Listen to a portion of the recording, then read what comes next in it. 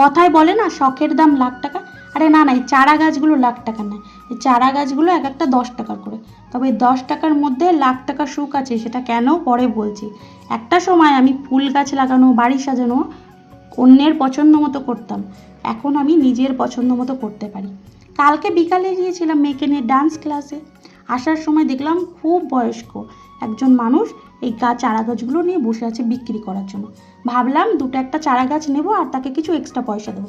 Uncle কিছুতেই নিতে চাইলো না, তাই লাস্টে আমার প্রয়োজন না থাকলেও আমি অনেকটা চারা গাছ নিয়েছিলাম আর সাথে কিছু এক্সট্রা আঙ্কেলকে পয়সা দিয়েছিলাম আমার সামর্থ্য অনুযায়ী। খুব বেশি তো দিতে পারি না, আমার যতটুখানি সামর্থ্য আমি তাকে ততটুখানি দিয়েছি। আঙ্কেলের মুখে ওই হাসিটা দেখে আমার মনের একটা আলাদাই শান্তি পেয়েছিলাম। যাই হোক, আজকে বিকালে বসে গেছিলাম এই যে লাখ টাকার স্বপ্ন পূরণ করতে। মাটি আর গোবর সারটাকে মিশিয়ে নিয়েছিলাম, আর গোবর সারটা একদমই ড্রাই, তাই জন্য তোমরা দেখে বুঝতে পারছো না। আর মাটি আনা, টব আনা, গাছ আনা সবটাই কিন্তু আমাকে করতে হয়।